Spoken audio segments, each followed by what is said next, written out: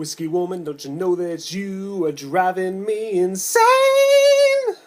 Yeah, that's right. Yo, I'm a Hellhound.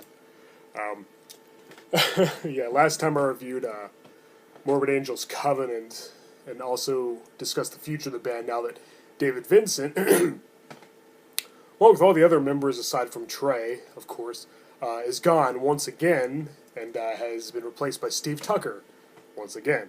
Uh, I guess he'll be rejoining his wife's band, Genitorturers or Genital Warts or whatever. I don't know, but I still don't know why he left, but it's probably for the best because, well, you know why. Hopefully the band will get a decent drummer, though, that could fill Pete Sandoval's shoes because Tim Young definitely wasn't it. He wasn't a good fit for the band. Not a bad drummer, but just not really what Morbid Angel. I don't think it was he was quite what they're looking for. Hence why he's gone now. And now it's just Trey and Steve.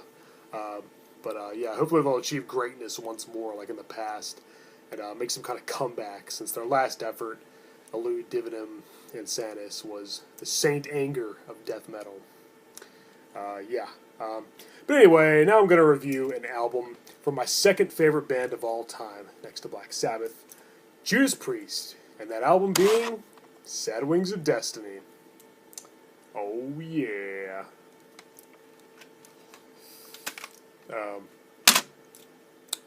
I love this band, and their lineup includes my all-time favorite vocalist, Rob Halford, who can just hit all those high notes with just such ease and accuracy. He's just an amazing singer. Definitely the best metal vocalist, in my opinion at least. And one of my favorite guitar duos in Glenn Tipton and KK Downing as well. Although Downing is unfortunately no longer in the band. That sucks. But, oh yeah. There they are.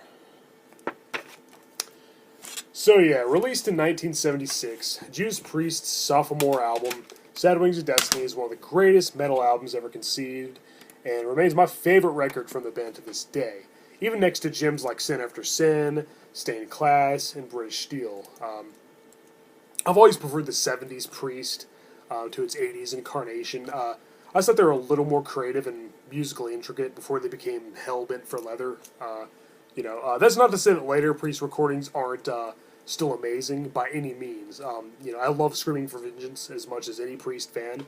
I just prefer the earlier groovy compositions of mythic proportions to the party anthems and arena rock that they later became.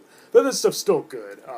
They do it a lot better than AC/DC, but I'm not knocking that band either, by the way. But just singing about partying and drinking and all that stuff, it doesn't really appeal to me as much as this, which their earlier songs kind of told a story, a very interesting one. They were kind of like Iron Maiden before Iron Maiden. And Iron Maiden stayed consistent with their amazing lyrics and stuff and songwriting. And Judas Priest did too. As I said, they're still my second favorite band of all time. Halford can still hit those incredible high notes. They don't run out of ideas. They're still great. Sad Wings of Destiny is definitely an improvement over their debut album, Rock'n'Rolla, and really began the legend of the metal gods. That's right. This is pure, unadulterated, 100% heavy metal, and they just took the genre to glorious newfound heights. And I liked Rock'n'Rolla too.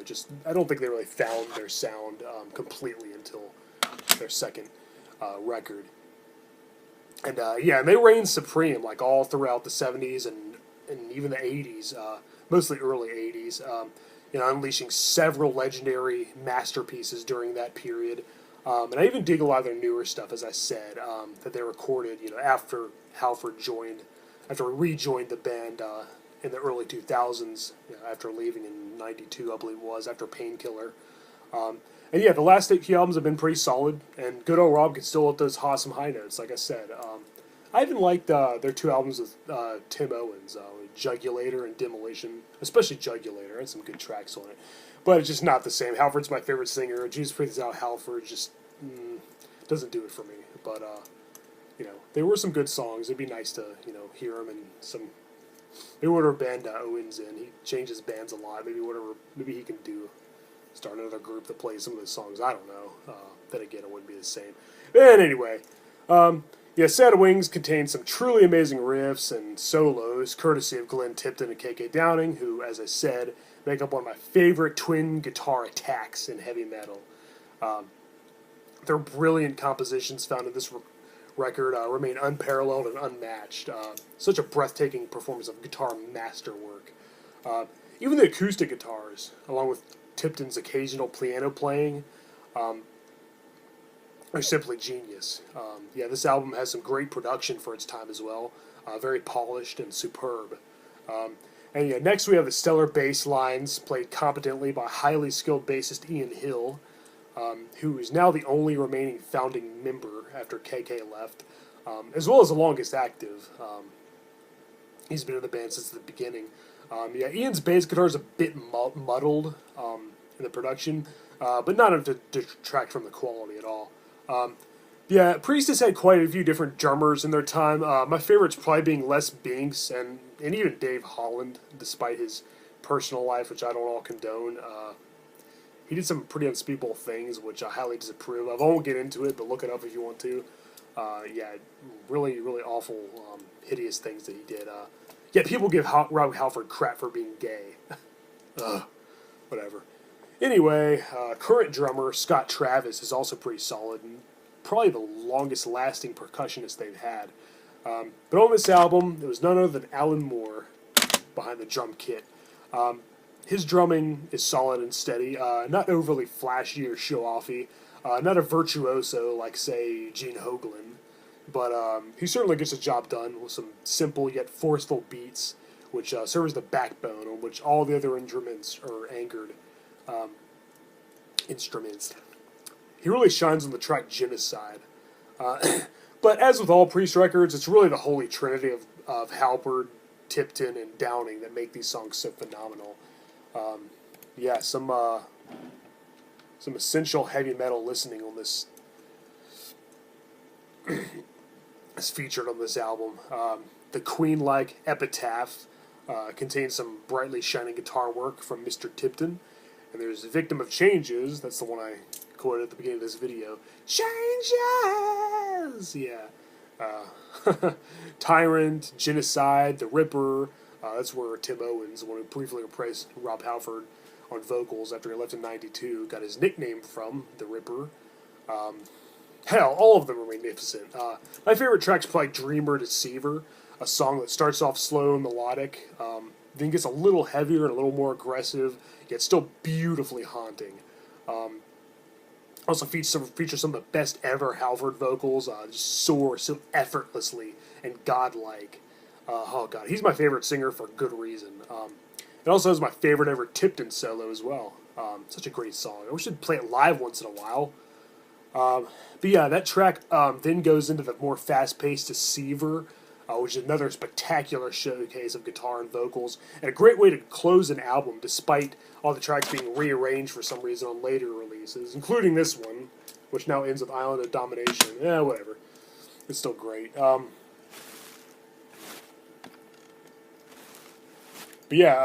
Definitely give this album a listen. You'll not be disappointed. As I said, Deceiver is such an awesome song. That was in a band that covered it. I played rhythm guitar, and we actually had the lead guitarist handling lead vocals as well, but he couldn't hit the high notes on that song, so guess who sang it? Yours truly. I did my best Halford impersonation. I have a recording of it, and I think I did pretty well, And that band was called Bloodstorm, and after that our bassist left, and I ended up taking up bass, and we got another guitarist. And then I ended up taking vocals as well, because nobody else wanted to do it. But good times. It's pretty cool getting to play that song. Such a great song. I wish Priest would play it live. They don't play very many of the songs from this album live anymore. Every once in a while they'll play Victim of Changes, I believe, and sometimes The Ripper too. But, not nearly enough.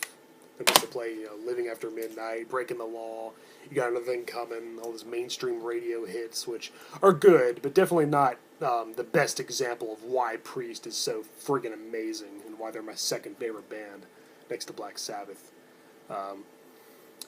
Iron Maiden being third, of course, that holy trinity, the top three. But yeah, yeah, as I said, I love all their stuff. I love their 80s stuff. I love their 90s stuff, Painkiller. I love their stuff with Tim Owens. I love their current stuff, Angel of Retribution and Nostradamus and what's their new one called? A Touch of Evil? Or no. Redeemer of Souls. Touch of Evil, I think, was a live album. Redeemer of Souls, their newest one. And yeah, it's pretty good. What I've heard is very impressive. They can do no wrong, in my opinion. So, I even kind of like Turbo and Point of Entry and Ram It Down. But you know what? I'm really biased. I'm just a huge Priest fan. I just love their work. But yeah, Rob Halford's the man. He is the metal god. He's just so awesome. He's my idol. He's one of my heroes. God, yeah. Priest rule. So yeah, as I said, check out this album. It's metal as fuck. And if you haven't yet, just discover Priest. Seriously, just discover Priest because they're freaking amazing for the reasons I have explained already. Alright guys, well, this video turned out to be a little shorter than I expected, but that's alright. So, I'll see you next time. And I also wanted to give a brief shout out to my buddy Matt the Collector. He made a video honoring me as a little tribute to my channel, the Horror Metal channel. It kind of sounded like he referred to my name as Horror Hound, though, when he introduced me. He said, yeah, my buddy goes by Horror Hound. That's a pretty cool name, too, Horror Hound. I like that. It's Hellhound, but Horror Hound's cool, too. In fact, some people might get offended by the fact that it has hell in the name. Maybe I should have went with Horror Hound. Not a bad idea, right? At least it wouldn't be too much of a change.